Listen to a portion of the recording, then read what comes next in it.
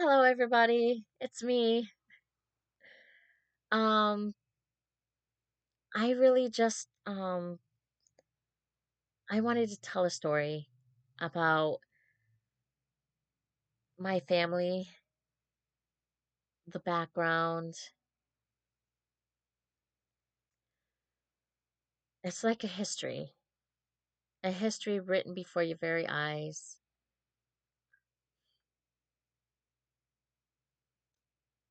It's a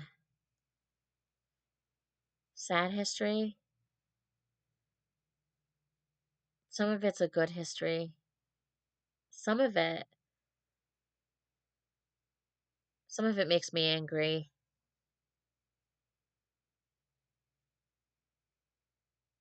It's just there's a lot to it. Like I said, I I think I did mention before, like in one of my videos before this one, I'm not sure how long ago it was. I totally forgot. But um, I remember talking about my DNA, my testing, and I think a lot of Hispanic Latino people do it more because we know that we have more than what we think we have in us. You could see it slapped on everybody's face. Like some of us give off bigger heads than your normal 100% white person, or um, just certain traits or certain personality things just is just a giveaway. Or certain features, just certain hair textures. But I took a DNA test, an ancestry test, and a 23andMe. And I also took other ones like my heritage. Um, but you really get a lot more information from 23andMe and Ancestry because there's so many people on that platform um that that they go to where you get your matches from and you can see all the people you're related to. It's crazy. You're related to people from your first cousins to your second to your third to your fourth to the fifth, sixth, seventh, eighth. And this is just going back like from the last 500 years. These are people that you're related to from close relation, where you share close DNA, to distant ancestors, like you share little DNA, but you know you're related because somewhere in the line, like in the 1600s, 1700s, maybe somebody shared like an ancestor, the same ancestor, or like the same grandparents. And finally they meet up like 500 years later. It's crazy. The funny thing is when I did take my DNA test in the matches, right? It goes, because it says your father, this is your father's relatives, this is your mother's. But the funny thing is, when you go down further, there's people that are matching both my parents. That means and these are long distant people, like long distant people that are related to me. Maybe like, let me see, maybe from the 18, 17, 1600s. These are people that could be related to me. Maybe even the late or the early 1900s, but these people share the same ancestry with both my parents. What does that mean? I think that means somewhere in the line there, somewhere, I think my parents may be related, and it could be through the English, because my mom has 3% English, but my dad has 1%. Now I have 4%, because I'm 4% English.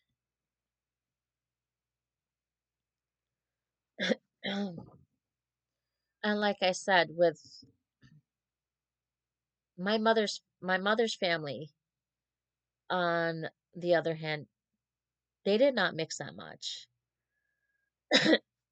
My mother's mostly Welsh, like big Welsh. And then like I mentioned, my mom is like 3% English, 1% Scandinavian, and then 1% German. And everything else is Welsh. Um, but on the other hand, my father's family is different. The main things that when it comes to the European part, which Hispanic people don't like to admit it, or even some African Americans don't like to admit it, but there is white in them just as much as there's white and Hispanic people. Let me see. My father's at least um he's Spanish, and that's pretty high. That's very high. That's one of his highest European groups.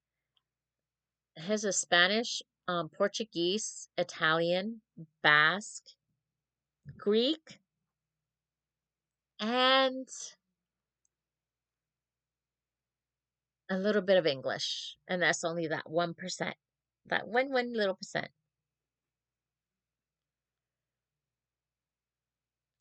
But that's his European. You want to know the rest of it? Then this is his non-white groups.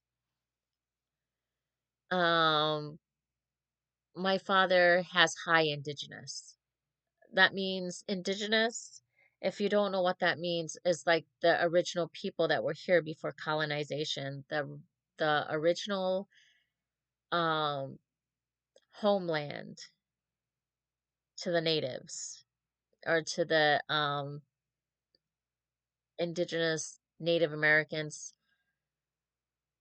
of the Americas, natives of the Americas. I'm not going to say of America because not everywhere is America. I mean, there's Mexico, there's Canada, and then also there's South America, there's Central America, and they're mostly Spanish countries, and they're coming from multiple Spanish countries. So you think about it, my father's at least 38 to 40% indigenous, which on the other hand, for myself, that changes because of my mother. She is 100% European. So that's why I'm 76% European. I'm less white than my mother, but more white than my father, because my father's at least 50% European. I'm 76% because I picked up the because you only pick up 50 from your dad, 50 from your mom. You don't pick up the whole 100%. So what happened was I picked up the whole 50 from my mother, all her white. And then I picked up 26% of my father's European, which my father's 50%, but I picked up 26% of his European. And then the rest of my father is his non-European.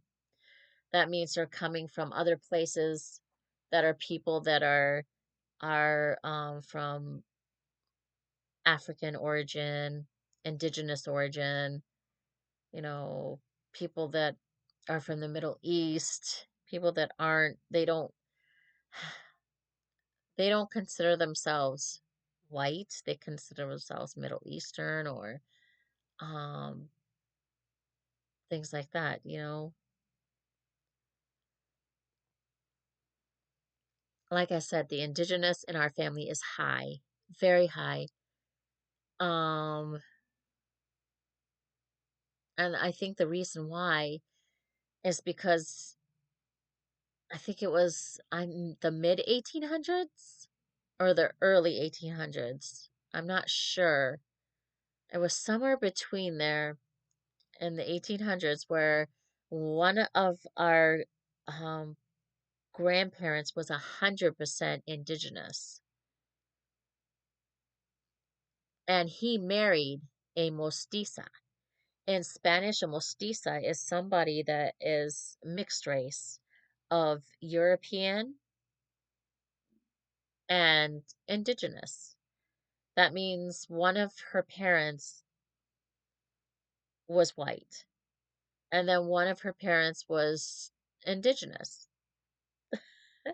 She was a mixed person of two different ancestries, of two different parents coming from two different worlds. And I think that's why the indigenous is still so high in the family because really 1800s wasn't really that long ago. You think about it. You really think about it, it's really not. Maybe like what? A little over 200 years ago? Something like that? It's amazing. But that's but the indigenous is very big in our family. Um, and then we got Jewish on my dad's side, which is Ashkenazi Jewish and Sephardic Jewish. Which I know from the Sephardic Jewish, I found out the line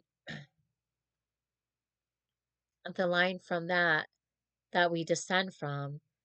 One line comes from the Levites, and one line came from Judah. Those are the two lines that our family supposedly descends from this guy that I, found in our ancestry. And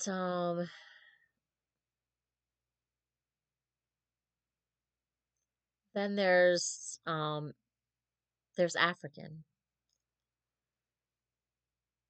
Our highest, honestly, is North Africa, which is around Morocco, Nubia, um, Egypt, places like around there. And I think we're like 1.1%, something like that.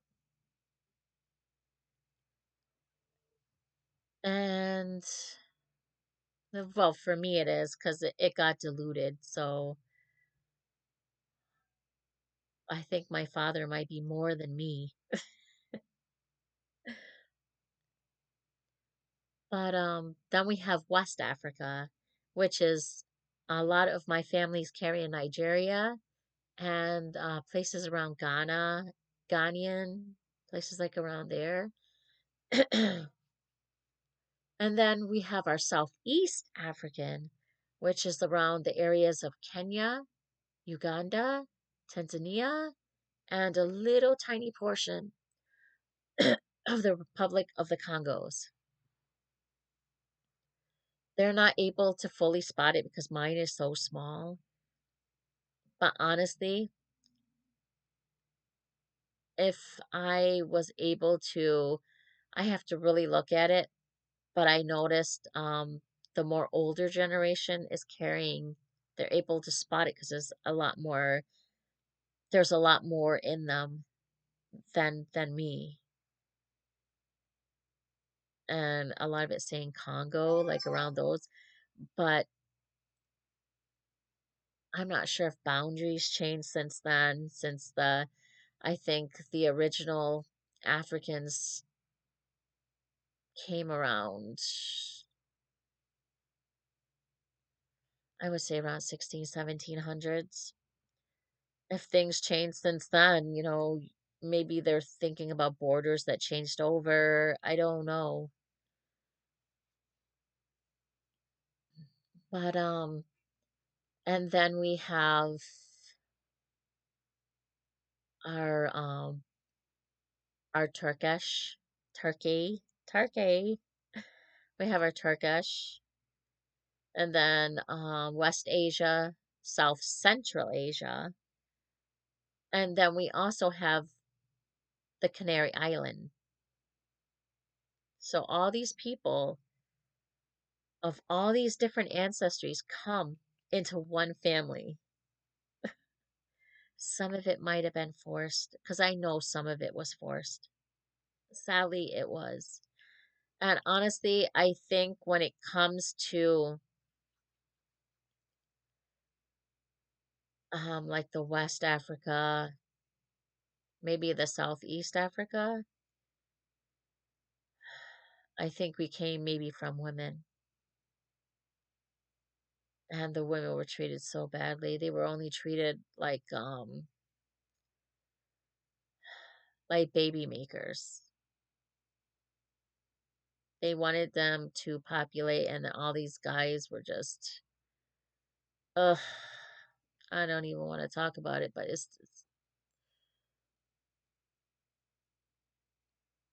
um, it's sad. But when it comes to our North African, I know we come from probably men. When it comes to the North African, we're coming from men. When it comes to our West African and maybe our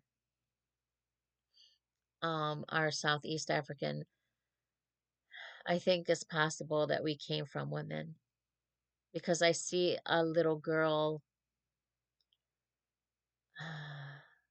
She was categorized as being mulatto, and her owner sold her to what would become my grandparent, my grandfather, what would eventually become my 11th or 12th grandfather back when.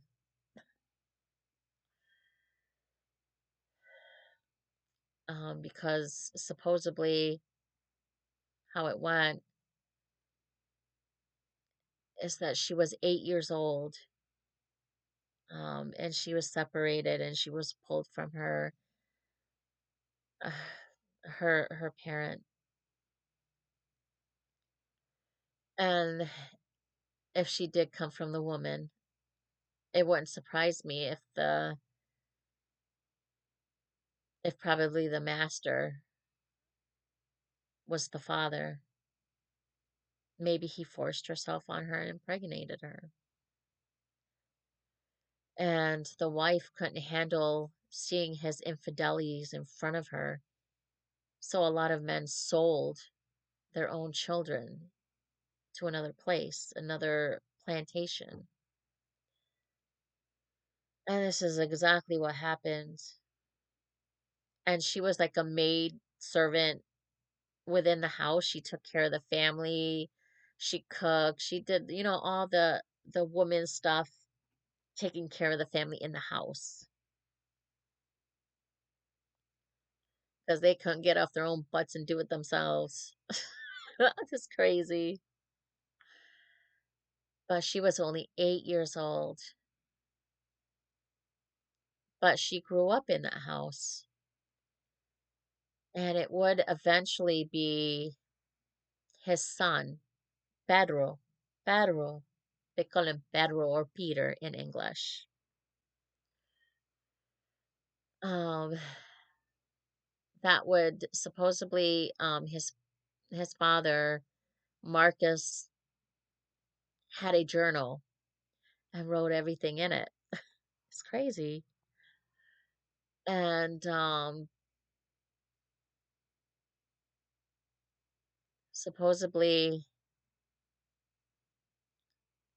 I'm not sure when it fully started, but he would go up to a specific slave girl's room every night, and he wouldn't even come out until the next morning. And this happened for the like last 9 months or so.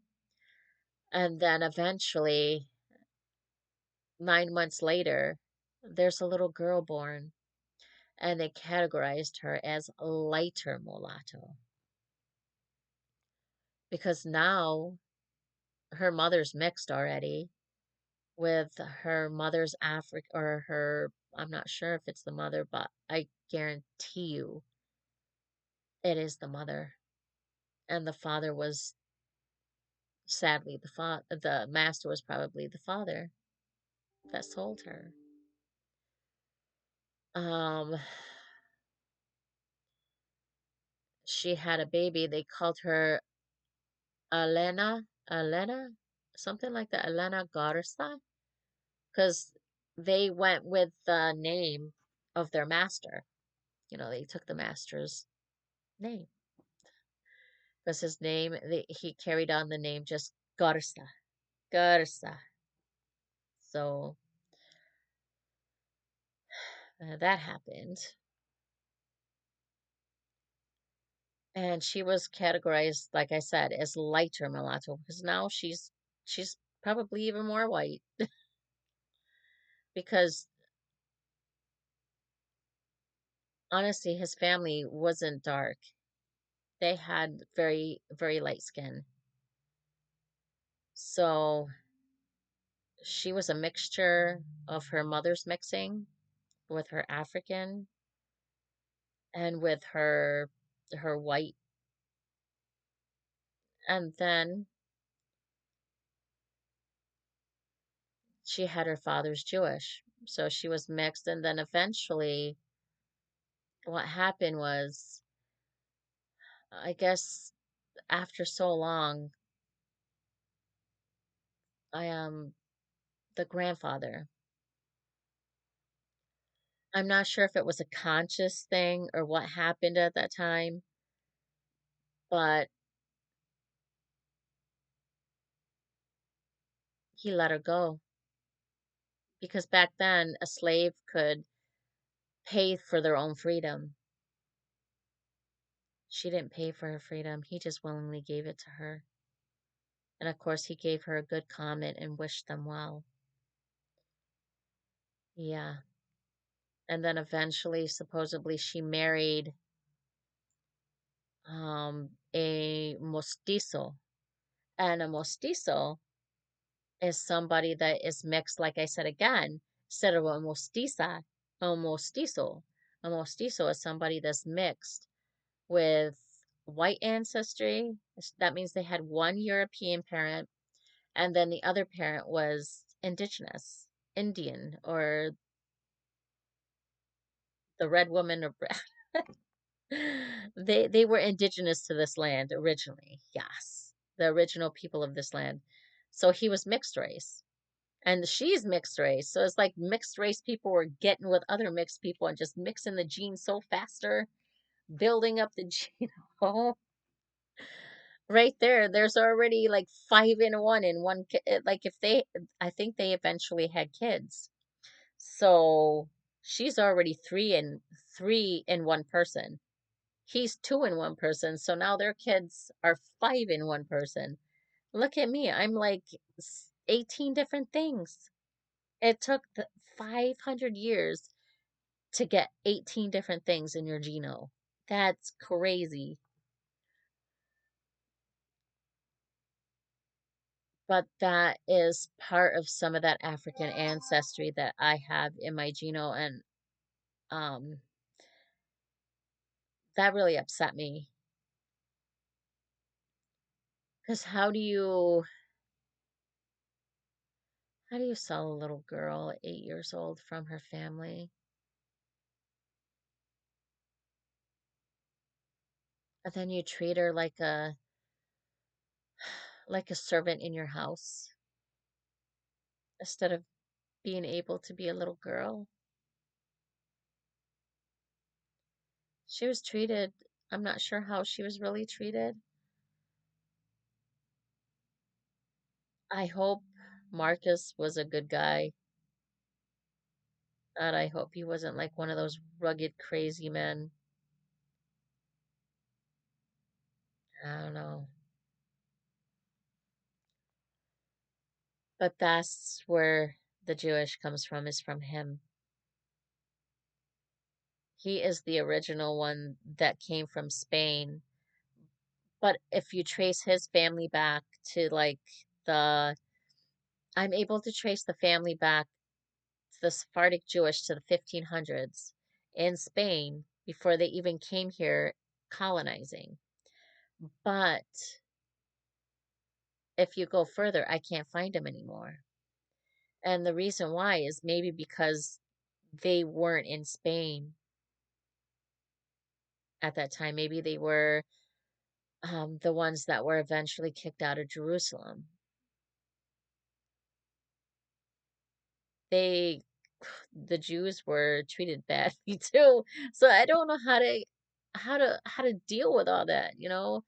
You got people oppressing each other. You got people that are the ones that are suffered. You got people that are suffering, the suffered ones suffering other people. It's a, how do you, I don't get it, but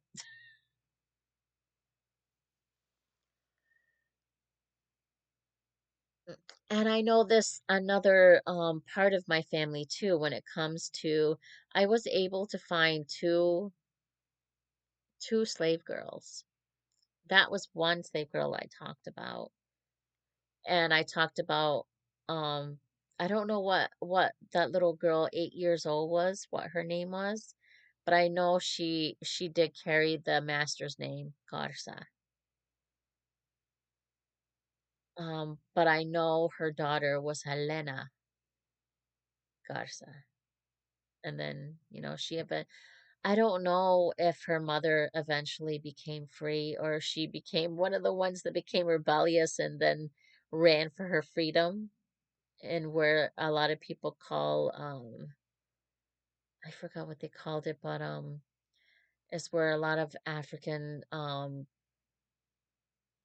slaves was able to take a part of Spain and named it for themselves and wrote to the Spanish king, "Hey, you know, can you please tell these people to leave us alone? All we want is to be left alone." And then that's when the Spanish king, yes, but you got to stop, having all the slaves coming to you or there's going to be issues. You have to bring them back. And I'm not sure if he did bring some back, but eventually it wasn't happening anymore. And a lot of people became rebellious. And there did become eventually a free part of Mexico that was um, populated by a lot of slaves at that time. So, and they were able to be left alone eventually, but it's terrible. But I'm not sure if she died a slave, if the mother died a slave, but the daughter, she became free. Like I said, I'm not sure if it was a conscious thing, like maybe, oh my God, she's starting to look like our family. Maybe something like that. She's my granddaughter. How do I take this, and to take it off his conscious, he just said, I'm gonna let you go. You know, and him being Jewish, he knew that he was going against God's law, that you're supposed to provide care, nurture, treat your servants well. So I'm not sure if that was a conscious thing that was working on him, but she became free willingly. She didn't have to pay for it like the other slaves did. He willingly just gave her the freedom papers and she gave her like a good compliments in there and just let her go. I'm not sure if they ever had a relationship like a family relationship or a closeness, but What more can you ask for to be free?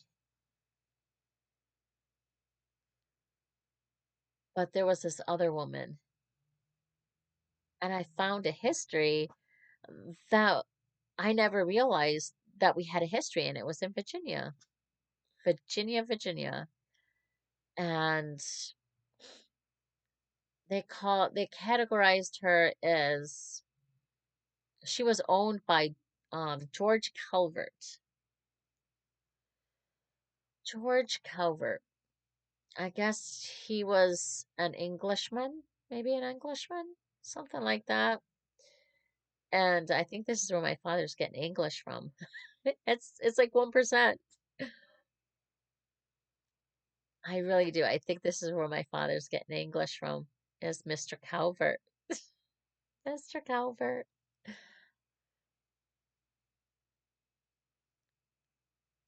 And the thing is, it's so weird. Um, he had more than one plantation. Um, and in fact, I think he was a governor of Virginia at that time. And he had his wife, his European wife, on one plantation. I'm not sure how many slaves he had. I really don't. Supposedly, this guy is my grandfather. I think it might be my 11th or 12th grandfather too. Um, I guess him and his wife together had 9 kids, but only 4 lived until adulthood. All his children from his European wife died from some sort of illness or some sort of things that were, you know, taking their lives. And the mother, his wife was in a very depressive state, which I don't blame her. I mean, you bear all these kids, and then you're left with only how many kids? You know what I'm saying? That's heartbreaking. I honestly don't blame her. But then he had another plantation, and he was having relations with a slave girl, and he had 6 children with her. I don't think any of them passed away. But still not the point. She was categorized as Indian, N, you know what that stands for, mulatto. N stands for the color black. Yeah. She was categorized as that because she was mixed. Well, I guess one of her parents was full-blooded indigenous or Indian of the Americas. And then one of her parents was mixed race, as categorized as back when as being mulatto. Now we don't use that term anymore. We would use just mixed race or we're just mixed. You don't, we don't use those terms no more. But that's the terms that they had her written under, that she was called Indian and mulatto. I didn't know what her name was at first because they said they had her categorized as slave girl, and she was a servant within the house again. Always the servant in the house. And I'm not sure, like I said, how much younger um, she was than him. I really don't. But I know he had 6 kids with her. But the funny part is, when he knew he was getting sick, and he was slowly dying, he willingly set all of his children free. He gave them all their freedom, and he set his, the person he was having sexual relations with, he set her free too before anything happened to him, because if they would have just left the will to them to sort out, because the will in there, um, he put that he wanted all his kids to get a portion of the property that he had.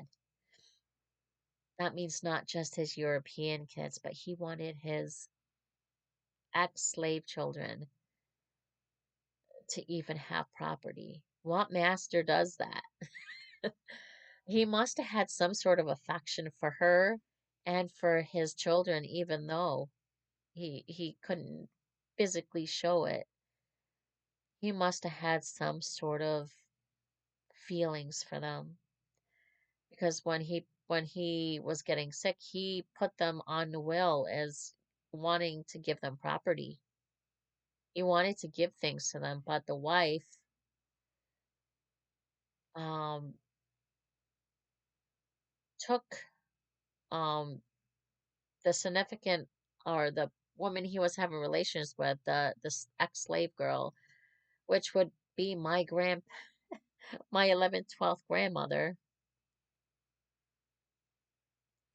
which that makes sense because in my family, indigenous is very big, but our African is is small, but it's still there. It hasn't went anywhere yet.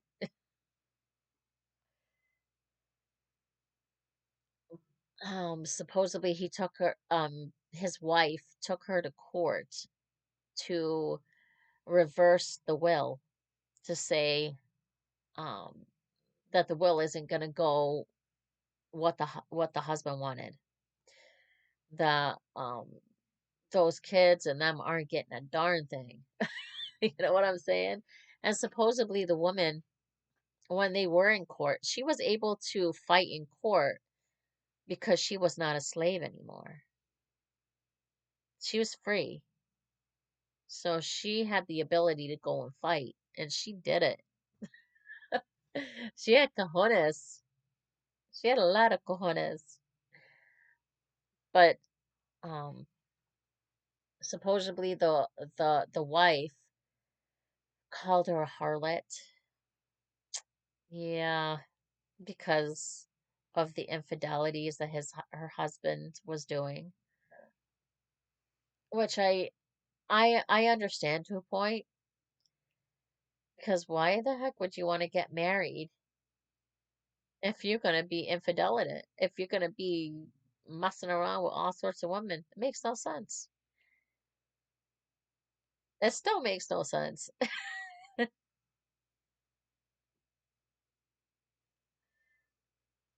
But yeah, it's just. And then supposedly she said in the court documents that she was taking advantage of an old man. I don't know how much older this man was than her. I really don't.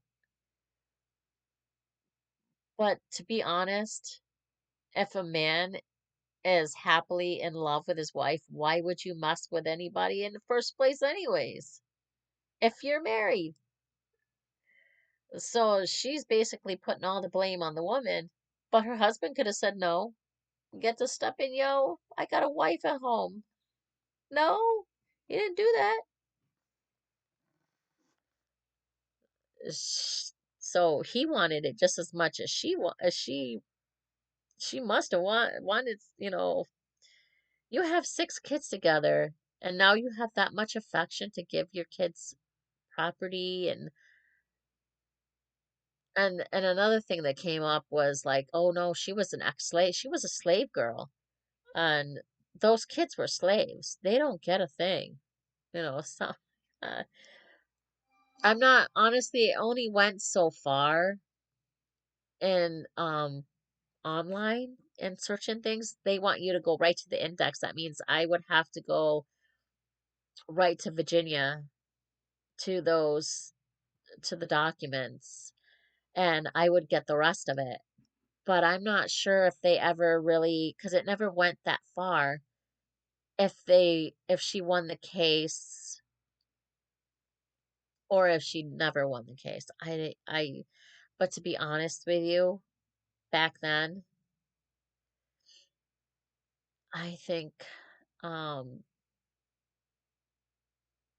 they probably lost the case. She had 6 kids, and I think they eventually did move somewhere else. I'm not sure where, but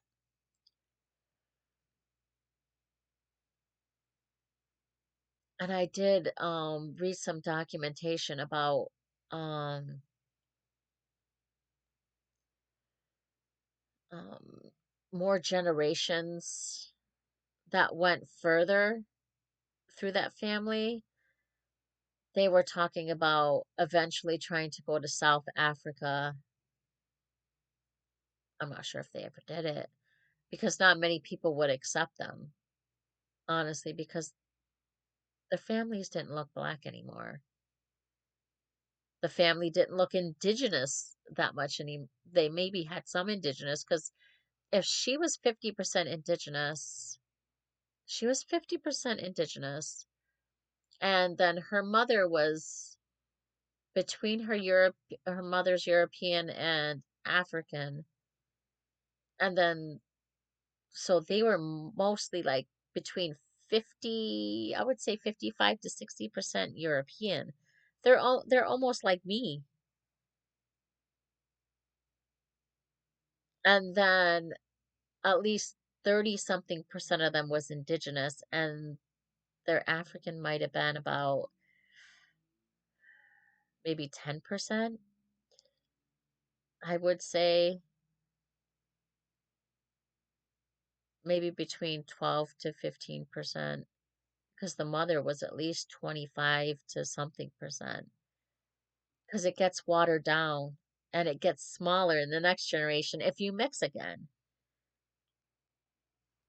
So they wouldn't be accepted by a lot of the tribes, like, even though they started from there, they don't look like that anymore. So a lot of people from once upon a time were accepting a lot of Africans back. And some started looking so pale, looking so white, that they just eventually, some of them settled in South Africa. Nobody would ever know because they look like me. They would never know they have African ancestry until you decide to have kids and some of your kids turn out a little darker than you. And then there's um your mother-in-law or somebody saying, why is he so dark or she's so dark? What happened? I Then you have to explain the genome. I remember um I really remember when I had my first son. He was darker and he could probably pass for somebody that um, um could be categorized as a lighter mixed race boy, like the a lighter colored boy. And then when he got older, his complexion got lighter. It did get lighter. And now he just looks like a big Spaniard. But it's amazing.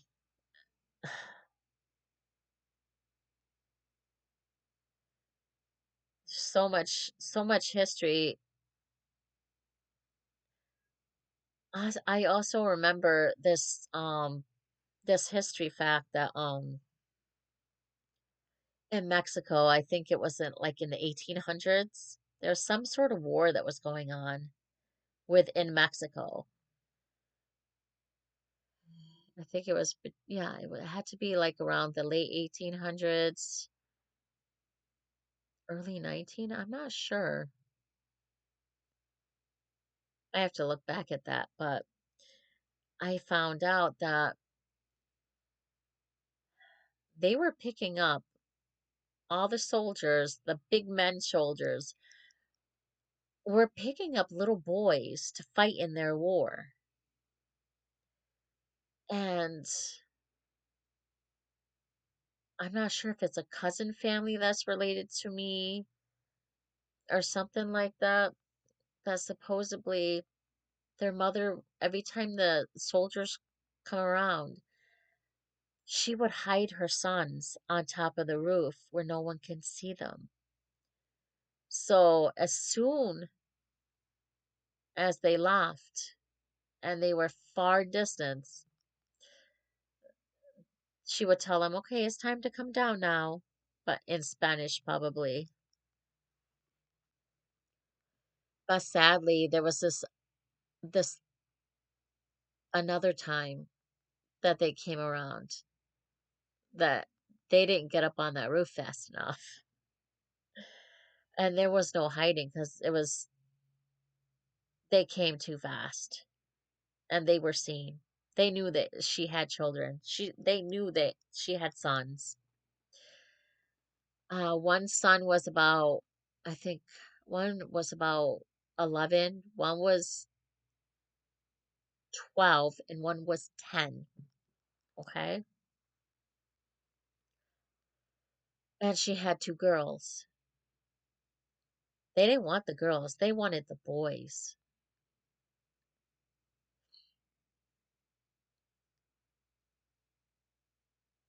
And they all refused to go to war with them. So, what did they do to the oldest boy? They hung him. They had the mother watch and hung her son dead. And he was only 12. And then the other son, he refused. They shot him. They shot him dead with the mother watching. And the sisters there too. The little 10-year-old little boy was so scared that he just went with them. The mother and the two daughters were crying. And she would pray every time for her son to come back safe. He never came back. He never came back. They think that he died at war. Yeah. They don't really know, but they think he died at war. He was only 10 years old. Who wants to fight a war at 10 years old? Who wants to fight a war at 11 or 12 years old? At that, there's a lot of there's a lot of crazy history. But that's when Mexico was Mexico. When they all won their independence from Spain. Each Spanish country has their own history of how they won their independence from Spain, and they got to name their own country instead of saying, okay, New Spain. Nope, we're going to name it Mexico. Or we're going to name it Puerto Rico. We're going to name it Cuba, Colombia. Everybody has different names for their Spanish countries. Especially when they don't know what half of us really were. It's like, well, now what do we call ourselves? Because now everybody wasn't 100% indigenous anymore. Some people weren't even 100% white anymore. Some people weren't even 100% African anymore. Some people weren't even 100% Jewish. I was like, what are we? And that's when you said, Mexico, Mexicans. That's all that is. So when everyone says, I'm 100% Mexican, you can say, there ain't no such thing. That's not going to show up in your geno. All you're going to find up is the mixed races that are in you. But I found that history out. And in fact, there was another history that I found out back in the 1600s. Yobaro. The last name is Obaro. Baro, something like that. I think he was mulatto also.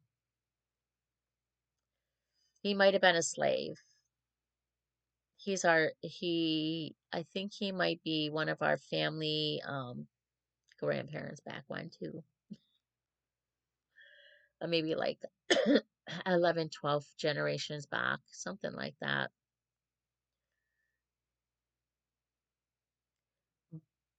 But this is when the indigenous people were massacring a lot of foreign people taking their land.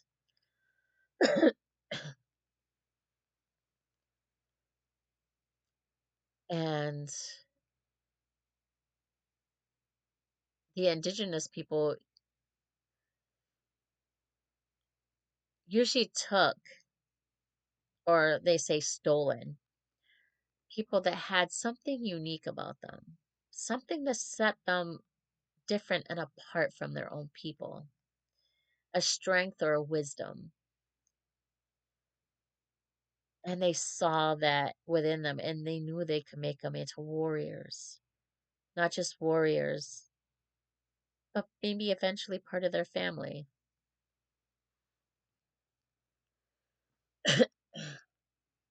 Well, supposedly, um, they raised they raised him and made him into a warrior, and eventually let him go with his own people, or well, his own people, or by himself, because his own people are they were slaves. But because he was taken, no one knew he was a slave. No one knew that. All they knew, he was a new person coming in, and he was considered a colored boy, or um, mulatto. They knew he was mixed race. You can tell when someone's mixed race. And he was respected by the indigenous tribes because he knew their language, he knew their ways, and he respected them back. And eventually he did take on an indigenous wife. So here we go again. Now you got the indigenous wife. She's 100%. Then you got him being mixed race, African and European. So now their children is going to be, if she's 100% indigenous, their kids is like 50% indigenous. So majority of them is going to be indigenous. And between the African and the European, 25%, or one could be more than the other.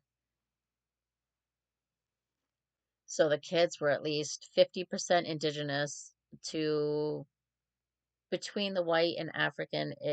It's almost similar. Maybe one could be 28% or one could be something percent, you know, but between the 25 and 25, they would equal out the European that would be in them, and then also the African. So now they were 3 and 1.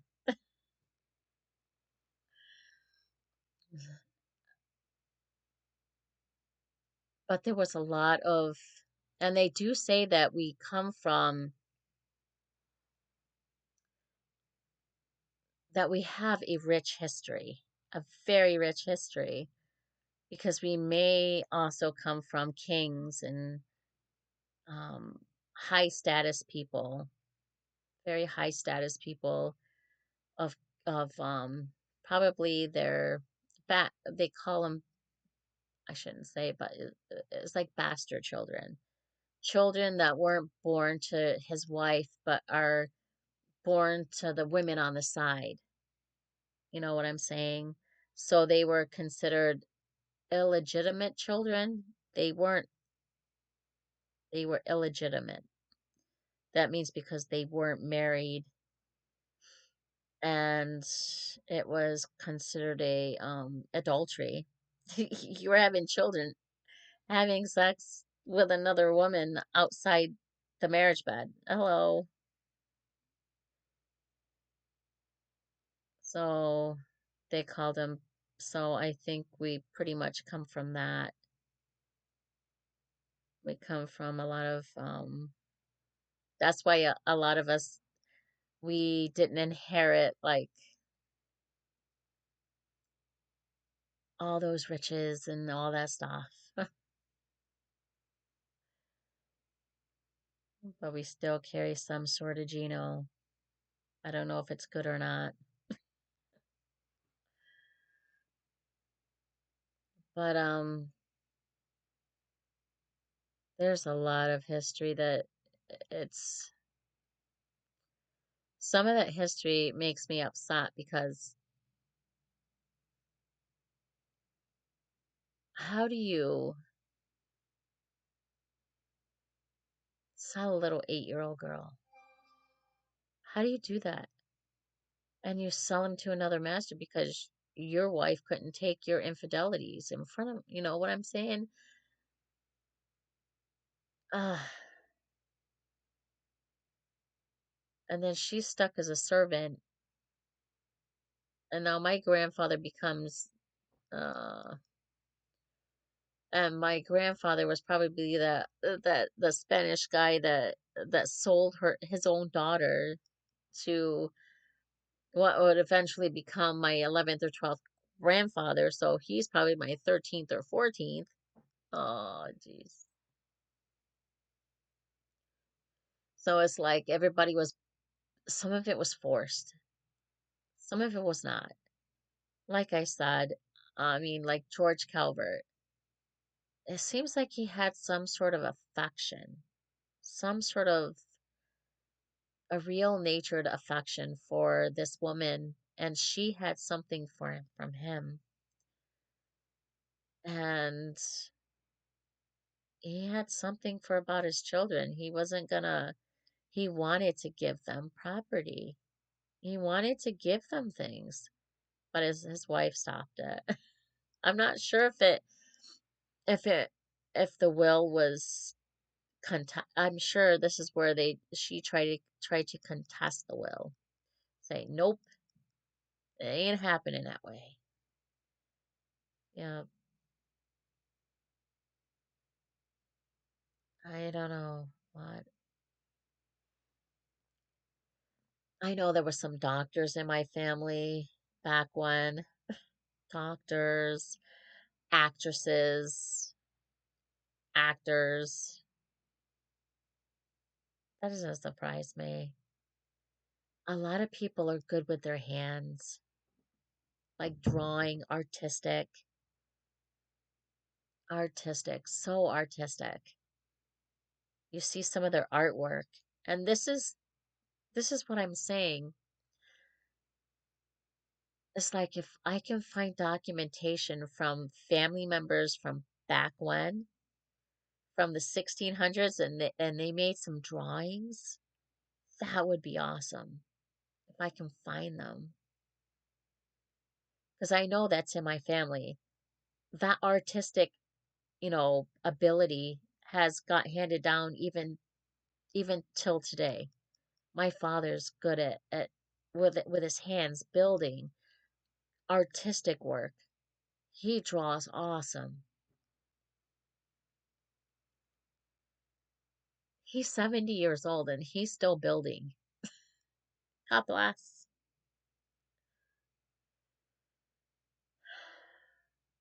He's the only parent I have left. But there's a lot of history that is missing from my family. I want to find I want to find the 100% African, the original African family that our family descends from. African families. I want to find the original indigenous. I don't know if we're going to ever find the 100% because a lot of us are mixed. But I know a lot of people in Africa, in certain parts, they're still probably 100%. Maybe we could find the original people that we descend from. That would be nice. And the original Jewish family. But like I said, they're all mixed too. Like they said in fact in the scriptures even says they will be mixed in with all the nations. And they definitely have. They definitely have. They were the most unwanted people because people want to believe that all the Jews killed Jesus. People don't realize there were different sects of Jewish groups. There were people that followed Jesus that were very Jewish. The apostles were Jewish. They didn't kill him. They were they heartbroken when he went, but they knew all the stuff that would happen because Jesus told them already.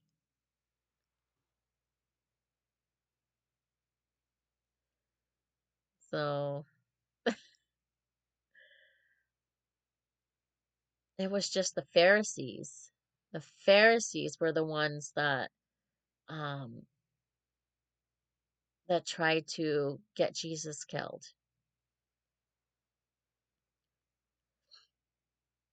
Yep. But there were many different Jewish sects.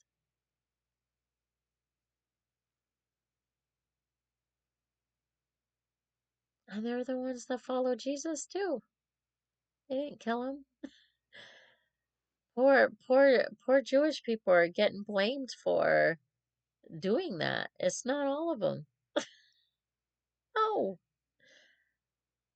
it's terrible. But that was what was supposed to happen. And Jesus even said so. If it wasn't for him doing that, we wouldn't have hope. We wouldn't have a future. We wouldn't be able to live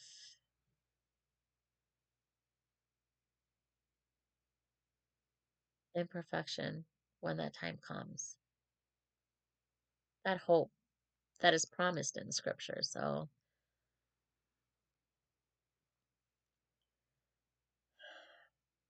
but off that topic, it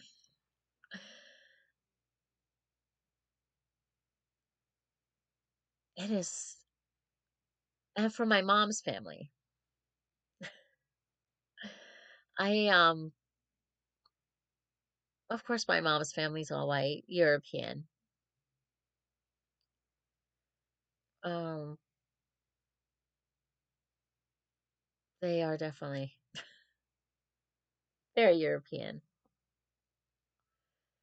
Um, where I'm getting stuck with that, I'm getting stuck with my grandfather because his name is so common. William Barry. William Barry.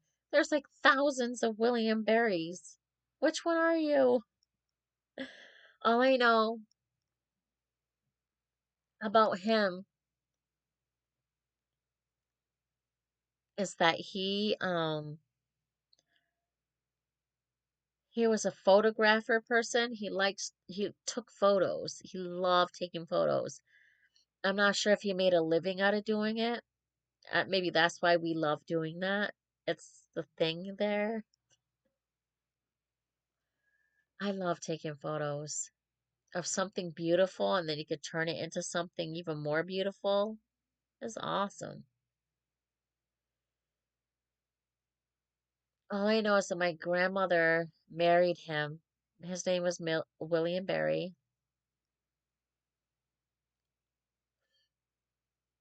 Not my grandmother, my great grandmother married him. And what happened was, I'm not sure if he got sick or he died. I know he was put into a nut home. You know what a nut home means? A place where people need help. And I'm not sure what was going on, but I'm not sure if he eventually passed away. I don't know. I really don't. I'm not getting a clear picture of it because I try to ask my uncle. He says, "Oh, he was very much loved. He was so much loved." It's like, oh God, I miss him. I miss him so much because I know that my grandfather was raised by his auntie, and her last name was Saunders. Her original last name was Saunders because his mother's last name was Saunders before she turned into a Berry. And he was the only one that was born to her and William Barry. But then she go went on to marry another man. What was his name? I forgot what his name is. But then she carried his name. I forgot what it was, and I think she went on to have like maybe four other children, something like that, with him. But for some reason, I don't understand that. Why is the sister still raising my grandfather while he could be with his mother? Was the father not nice to him or didn't want him around? I don't know. Ah, so I'm kind of stuck there. But I know we do come from a lot of like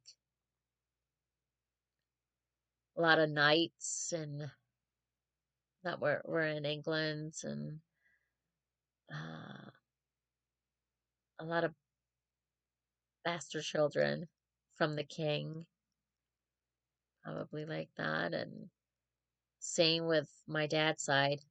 I'm finding like uh, the king of Spain. Gosh, it's terrible.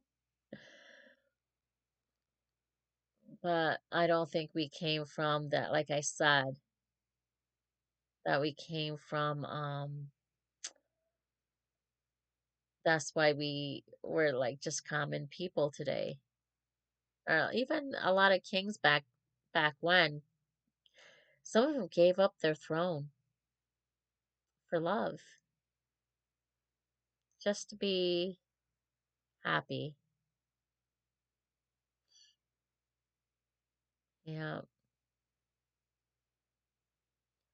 I'm still trying to find, like I said, and my dad's family is it's been difficult. But I saw like one ancestor that was riding a horse and he looked so indigenous. Looked definitely different than me. But he looked so indigenous riding his horse, black long hair. I was like, wow.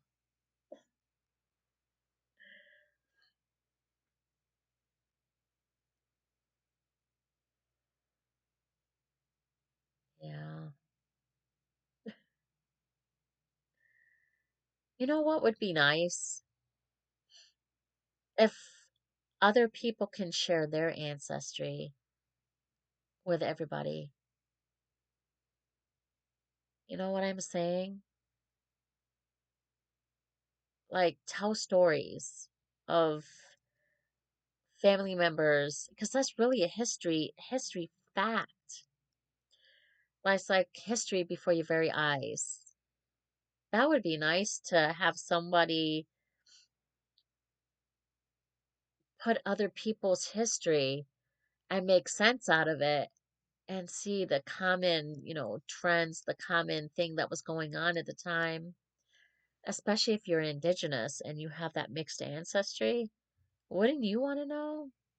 Like what certain traits that you carry from your ancestors?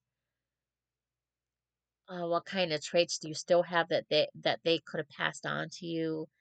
Illnesses, things, because the more mixed you are, the more keen you are to get more diseases and more illnesses. Sadly, it's fact. But also I see like when you do the ancestry test, you could see where all your family, like uncles, aunties back when here, common day back when, the 1600s, 1700s, 18, 19, you could see where they traveled. And I know a lot of my mother's, or even my father's family. Um, when it comes to the Walsh, a lot of the Walsh family moved like to Canada, which I found some ancestors, some family like today that would be my mother's, if if she was my third half cousin, really she would be my second because she's half. And my mother would have been her first, but in the DNA it was she says she would be second, I would be third because we're only carrying half DNA because we descend from two different grandparents. We share the same father, but we don't share the same mothers. That's why that, because this is from Thomas Waters. She is originally a water from Thomas Waters. And he had his first wife, and he had like, um, I think he had like two or three kids with her. And then after she passed away, after some time, he eventually married again and had his second wife and had, I think, like three, four kids with her. So now we're all half.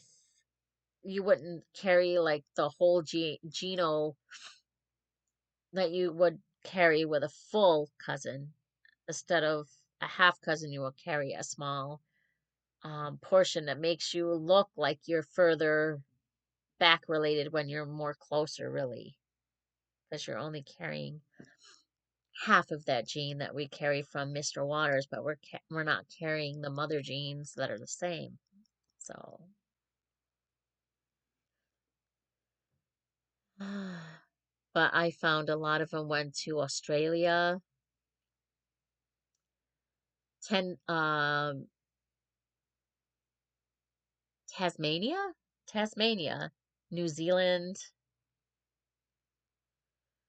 um, America, of course. You see them like mostly around New York until like I would say 17, 1800s. They start all moving, a lot of them start going south. And I think this is where they start owning property and all that kind of stuff. And I don't even want to, because I think they own slaves. Because Jesse Berry, and this is from my my grandfather's side, in fact, the Waters and the Berries, they found themselves all like going to America, going to Canada, Australia, not just the Waters, but the Berries, Lee and Manson, something like that. They all went, a lot of them started out in around like New York, places like that, like close to those areas, Washington, places like that.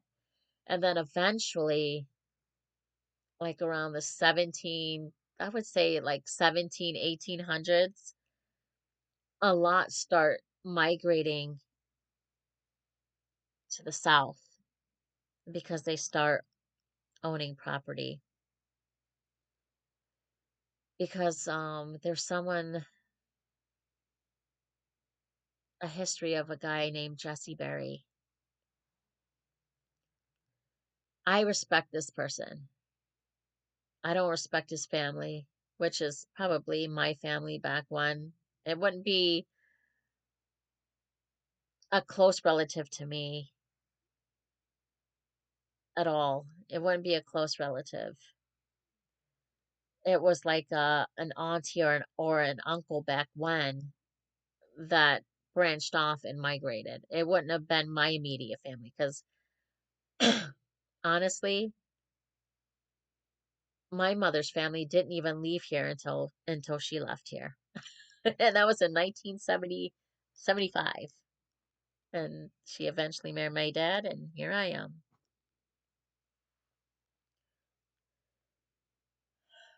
But these are people that are probably aunties and uncles that branched off and and migrated and never to see their families ever again. Maybe write letters, who knows? But there's this guy, Jesse Berry, that I admire very much. I don't like what his family did, but I can grasp him.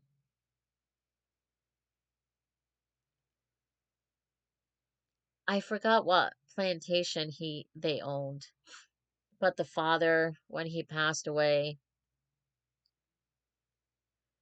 um, when they passed away, basically what happened was he gave all his kids property.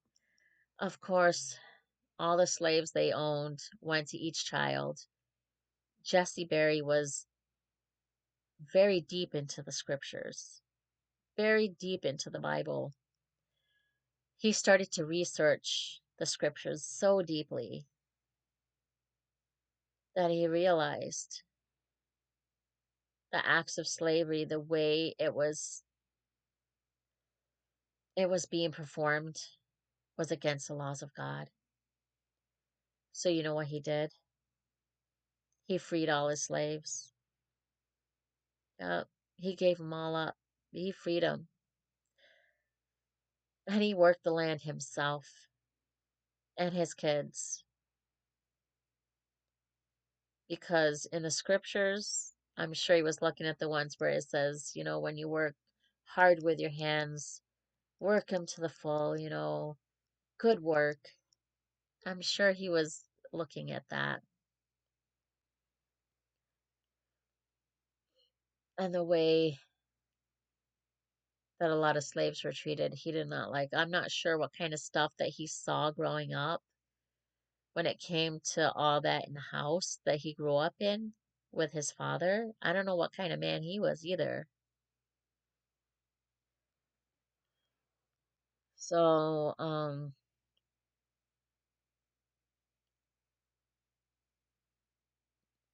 he realized that it was wrong and he gave them all up. All these people were getting rich off the back of slaves. And you know what? He worked hard on his own land by himself with his kids. And yes, they might not have been rich, but they were wealthy. They made it decent just by working hard. And the slaves respected him. They called him the good master. And he says, don't call me that. My name is Jesse. I love that. So, and I hear a lot of like stories about like some of them calling somebody the good master, which I don't understand why you would call someone a good master when they're owning you. But maybe they did treat him well and they just became a big family. I don't know. Uh, Some people treat you so well that when slavery was over, even people in the North treated everybody so badly.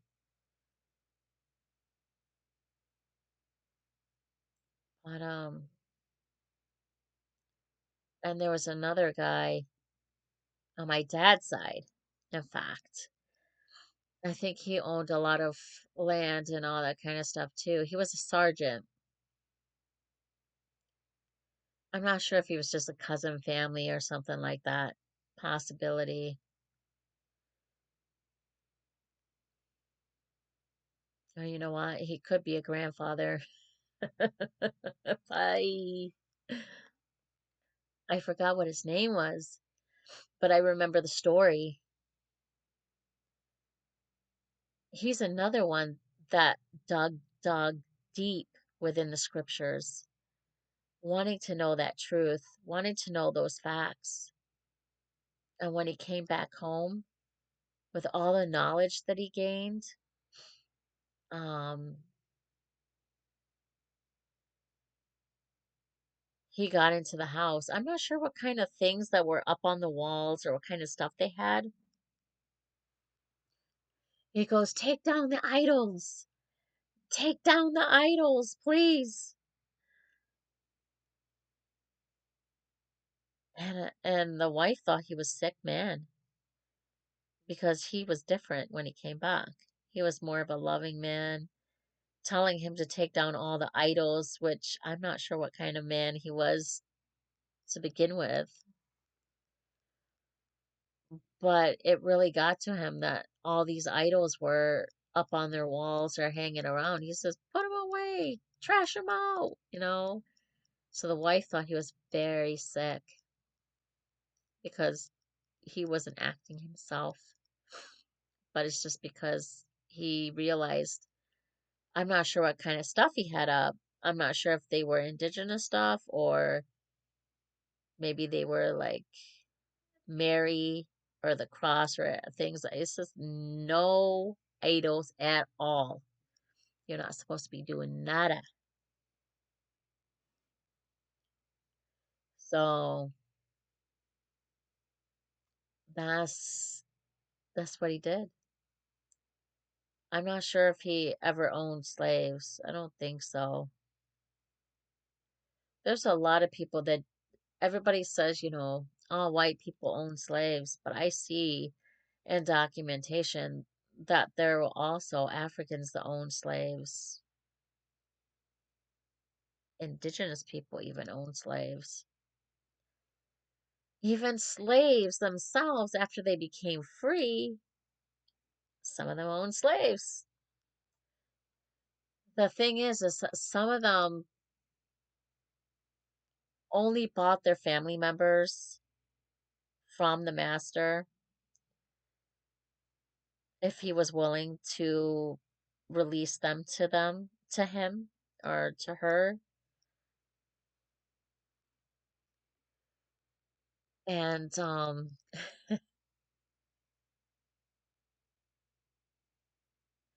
basically, oh my gosh. Yeah, sometimes they will try to buy their children or their wife or husband. They try to buy like family members gradually at a time and just put them down as they own them, but really, you know, It was just trying, but he's taking care of them, providing for them like a husband should or a wife should or well, etc. You know, that was the only way they could stay in the South because if you don't own any property after being free in the South, you had so many days to get out and you had to go somewhere else or you become a slave again. And they didn't want that. So a lot of people just bought their own family members from masters or and just put them down as property, but never treated them like they were property. But sadly, there were some African ex-slaves that did treat um, slavery like the rest. Like there's this one woman that found out instead of being owned by like going through documentation, she found out that she was owned by another African man, not a white man, not an indigenous man, but it was another African man. She was owned by another African man. Yep, her family member back when. But like there was a few that owned breeding plantations. I forgot what his name was, but he was in the South somewhere. And he was set free because he was able to build a thing where it made it easier for cotton to be done faster. So the master freed him for it. And when he did that, he opened his own breeding plantation. That means he had slaves himself eventually, and he would breed them, and then he would sell those children for profit. And in fact, he even breeded with some of his own slaves and had his own children and sold them. I don't know how this is how I look at this. Then there's also indigenous people. There was Jewish people, white people, mixed people, Creole, people of mixed race that owned slaves. People don't talk about that. How did it start? I always wondered that. I was always thinking in my mind, well, I see the Portuguese were on the on the sea shore part, um, but they didn't know Africa. They didn't know nothing about it. You know what it was? It was other African tribes that were at war with each other or invaded each other's villages or things like that, and they would take them in chains and walk them down to the merchants by the sea and sell so many human beings for goods that they wanted. How do you do that? When I saw that on, I think I saw it on the TV one time, like for an umbrella, 40 human beings for an umbrella. That pissed me off. I'm sorry, that really upset me. So, really, how I look at it, it was a man's world at that time. And I think most men thought the same. They wanted power. They wanted more. They once um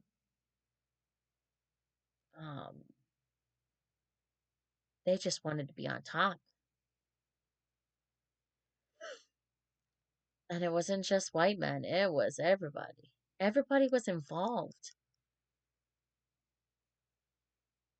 And when you find that out, when I found that out, I was really upset because, and there's a lot of white people that never owned slaves. I see that in my own family, but I see families that are owning slaves. But then I see the slaves within the family that is part of you too.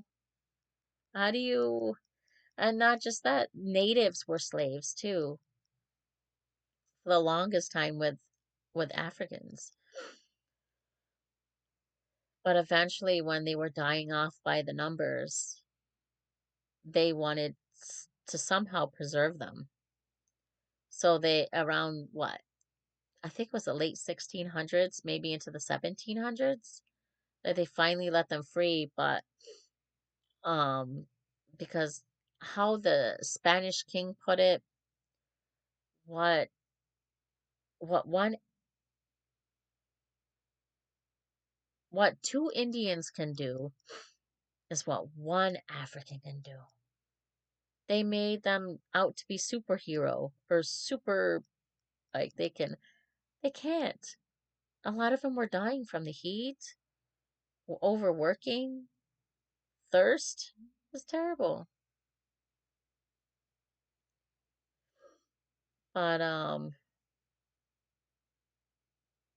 history, you really have to dig to really find that truth. And some of the things you might not want to know because maybe things, ideas,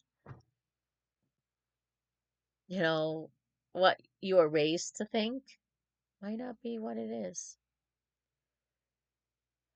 But it was bad. It was bad. I know there was a lot of ugly things that America has a very dark history,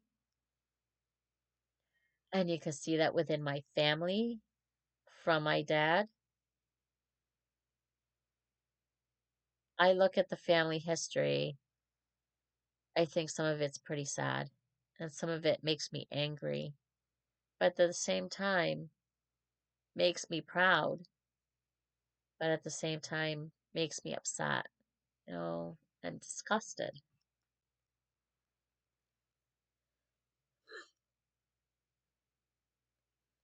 But I really want to find our original because I'm sure today, when it comes to the West African and the Southeast African, I think we could still find 100% African family today that would probably share our genome. But not many people are taking a DNA test, so it's hard for us to find them. And documentation only goes so far for that because they didn't have names. I mean, they had names, but they only had like if you were owned by an Englishman, they would give you the name John or Eric or Mary, things like that. Now, if you were owned by the Spanish, you would have like Pedro, um, Jose. You would have like different names like that, or they give you like a nickname. I think some family came from they if they came from Portugal, they would name them Portugal. You know, sounds weird, but I found two people in our ancestry that carried the name Portugal, but now they're using it as a last name. Hmm, I find that very interesting.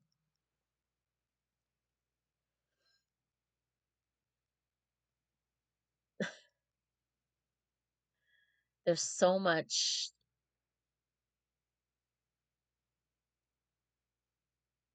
to the history that I really want to find out what indigenous tribes we come from. Fully, really do. I know my grandfather from at least the 18 or mid 1800s was 100% indigenous, like I mentioned. But I think he also was on a reservation, but I'm not sure what reservation. I never really looked deep into it. Now I'm thinking about looking deep into it because I want to know. But I know I come from other indigenous tribes also, not just that one, because there's been a lot of mixing between the indigenous, the European, the African, um, the Jews, Tur Turkey, um, West Asia, South Central, Canary Island. So there's a lot to really, I mean, it's probably easier for a lot of other people because all they have to look up is, oh, I'm 100% African. But the only thing that some probably find out is like, oh my God, I didn't know I was part of that tribe. You know what I'm saying? Because there was this one woman that was on the TV. She took her ancestry. She was 100% African. She was 100%. She found out, she knew about her ancestry was from the area that she was from. It would be very high, but she didn't know about the small little portion that was from somewhere else. See? That means somewhere in the picture, somebody mixed somewhere with another tribe. And maybe they were disowned or shunned. I don't know.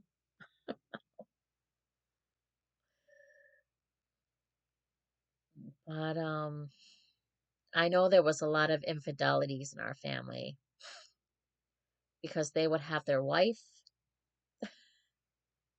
having kids with them, and then they would have their mistresses on the side. Their, they would have sexual relations with their slaves, and that's where some of us are coming from. And or they would have with the indigenous woman, or they're mixed, mestiza, things like that. So there was a lot of infidelity. I see a guy, um, I think he is another grandparent of ours, like how far ago? I don't know, let me see. I would say about 5 generations. Some, no, maybe four, 3 generations.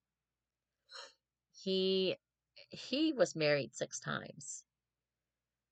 And with every woman he had kids with, I can't say anything. There was this woman that was married 6 times too.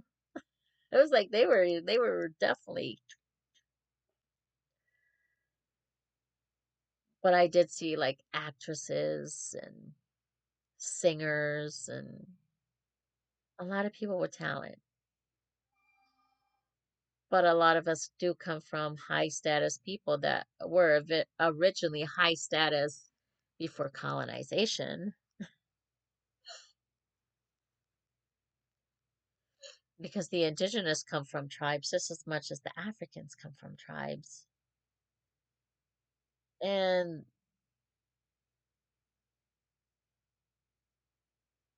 yeah, that's how come when a lot of the colonizers came, they call them colonizers, sorry, or unwanted colonizing. That means Africans were forced here. Not all from the Spanish though. Some willingly came just to be free or because they wanted to get rich like everyone else, thinking they were getting rich.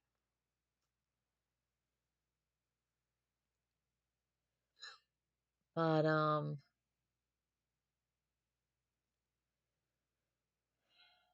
there was I'm trying to figure out if this man is related to us or not. And then if he would be one of our 100% Africans. I have to really know first. But I like to tell you the history of him. Um, I forgot what his name is, but he was very big in working with the Spaniards because I think he was a slave. He was once upon a time a slave. And the way the Spaniards did it, if you got baptized or if you went to war, um, and you went into the military back when, or into service, um, and you prove yourself, you would become free. You get land, property, and that's exactly what happened to him. He basically went to, they got to Mexico, or what is now Mexico, because back then it wasn't Mexico. I don't think it was even called New Spain yet. It was just the indigenous lands that they started settling on. And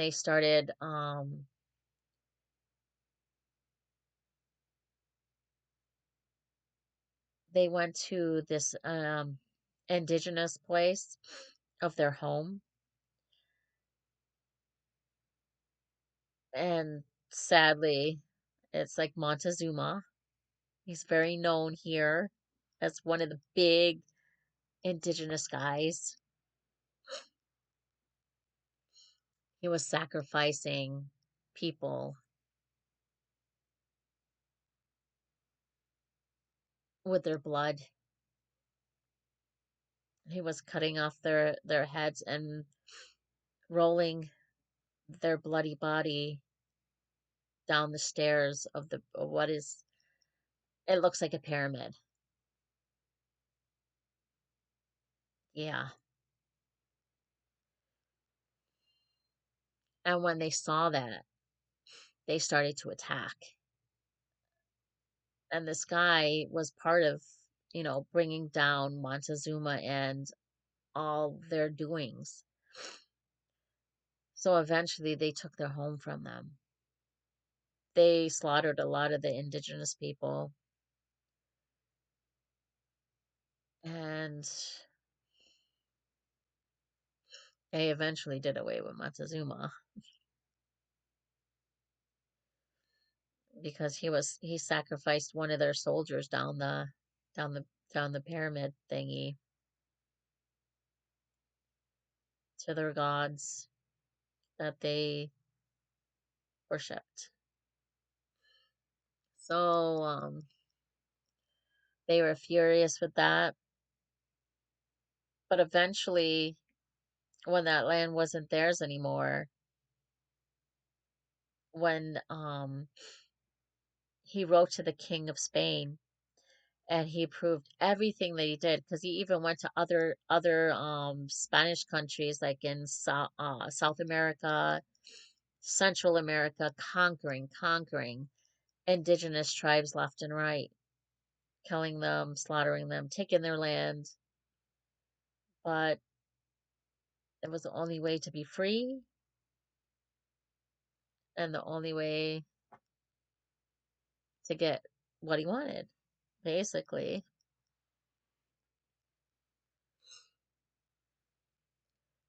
So eventually, the King of Spain approved um, his freedom and approved him to have property and goods, everything. From there, He did, I think he probably married an indigenous woman because he made comments, um, through documentation. I see that. He made comments like, wow, these women are just like our women at home, but they have long, silky hair. That's the only thing that came out because they lived in tribes just like the Africans did. Same, but they just had long, silky hair. They had hair. Basically, they had silky hair, and it was long and it was silky and it was black until the mixing came into the picture.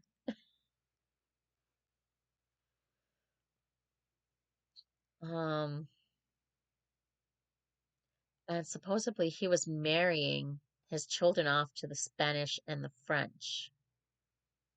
I don't understand that. Why would you marry your kids off to the Spanish and the French? It was like he was trying to make his kids whiter or lighter. Why? I should never be ashamed of what you are. I think it's because he knew with all the people that were mixing how kids would turn out if you mix with this person, you mix with that person.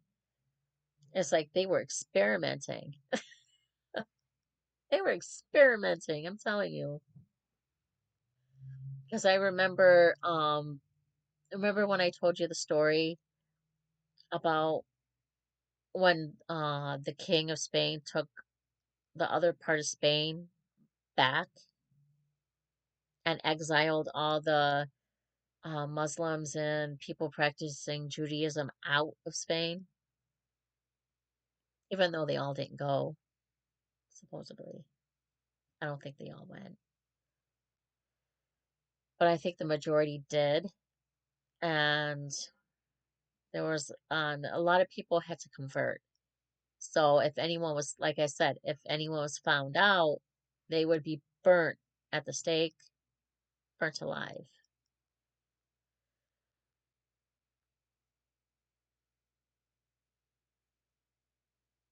Well, the king, when he saw that part of Spain, he was shocked out of his mind because he couldn't believe how mixed everybody was. And it's like he was astonished, like, wow. Or maybe he kind of had like a liking to it. Like, wow, is that what happens when you mix? Is that what you get? Look how they were shocked at all their mixing, their features, their different features, their and the same thing happened again in a lot of the Spanish countries. Eventually, they didn't know what the heck everybody was. Some people mixed too much. Some people didn't mix that much. Some people there's some people that are related to me that are I think they're like my fourth cousin generations back, but they're still like 76% indigenous. So they are carrying a high indigenous with just little white, little African, little Jewish, and little tiny little portions of other things. But some of us are to the point that now we are looking white. We are passing, but just with broader features, bigger heads. I got a big melon. I am sorry. And the reason why is because of the high indigenous and the African that still thrives in me. I saw, um, there's this one guy that's related like from 8 generations ago. So I'm thinking about maybe somebody from, I would say like 1600s. We shared, because he is like only 9% white. He has no indigenous, unless the indigenous never passed on to him and it got that small. Maybe it could be in his mother or father, or it could be in his grandparents or something, but it never passed on to him. The white did, though. But the rest of him is African. He's more African than most American Africans that is related to me. And not many Africans are related to me, but he's one. And we share our African ancestor and our white ancestor together. And I think somewhere in the line, we both share one grandparent that is white and one grandparent that is African together. Because in my family mixed too much. And now with my father mixing with my mother makes me 76% white. So it's making me more European. But then the rest of the 28 to 30% of me is non-white still. That's why my melon is humongous. You put a like, like cap on, you put a 100% European close to me. You have her put a hat on, you have me put a hat on. She'd be bringing in her hat. I would be bringing out my hat. Oh my gosh. But the funny thing is, they knew if they mixed how long it would take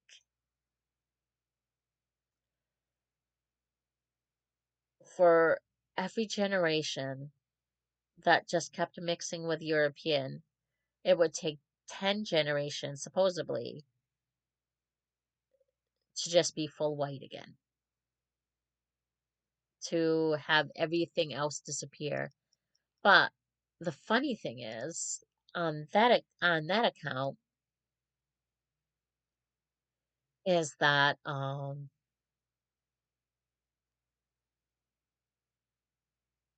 how do they know if every generation was going to feel the same?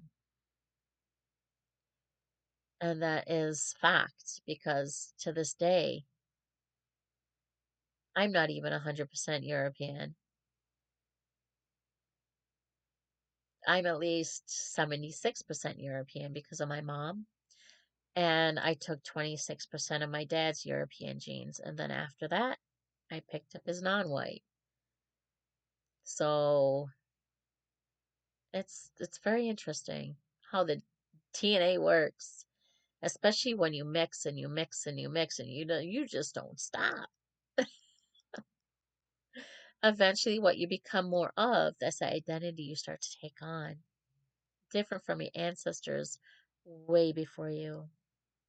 Because a lot of like, if you go back to the 16,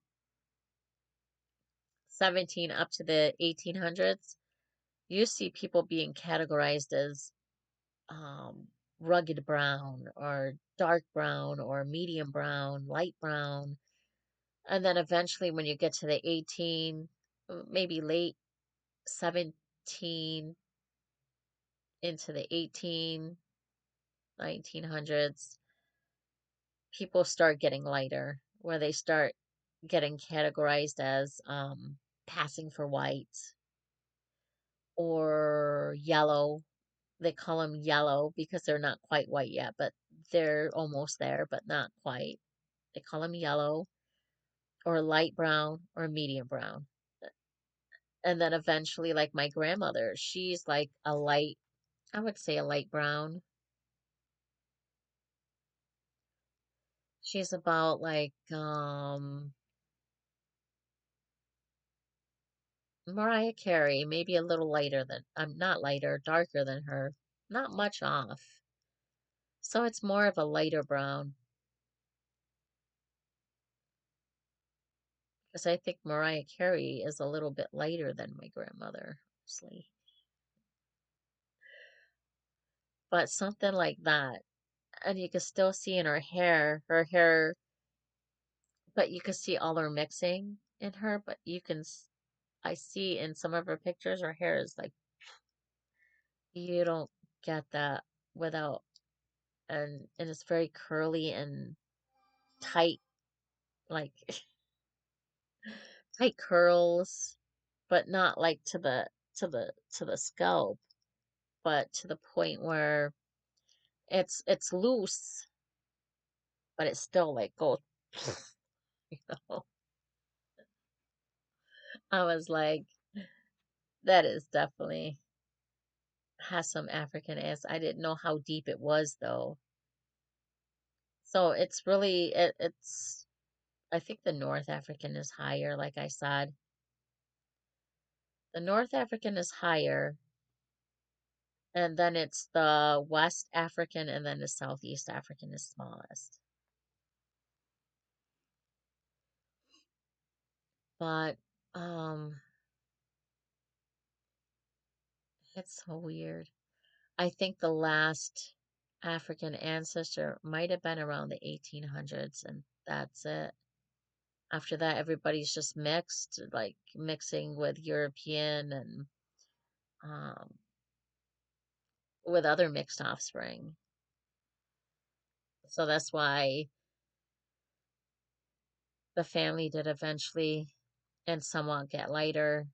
More of the generations went on because people do stare when you have a grandmother that's darker than you, and then they looking like, what is going on? You know, why is that white girl calling her grandma? She's my grandmother. Nah, yeah, yeah. It's a complicated situation. It is. There's so much I really, I really need to find out. I really do. So much more I want to research. But like I said,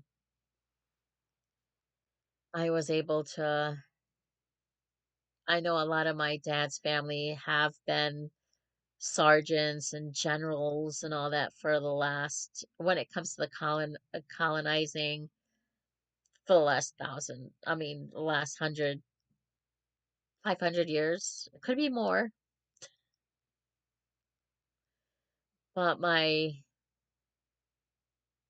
but when it comes to the indigenous, I think a lot of them were warriors,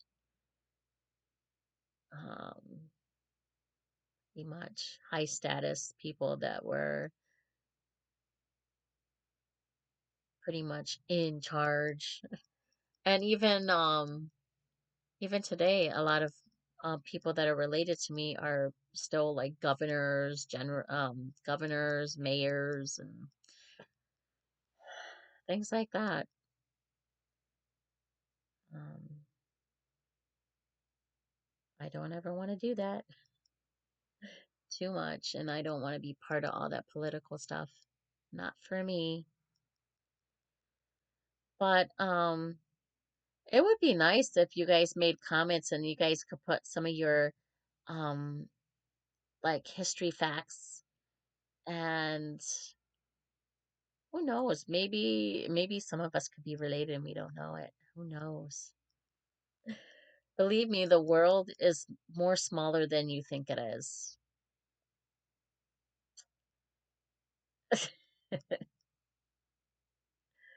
Yeah, it is more smaller than you think it is. Well,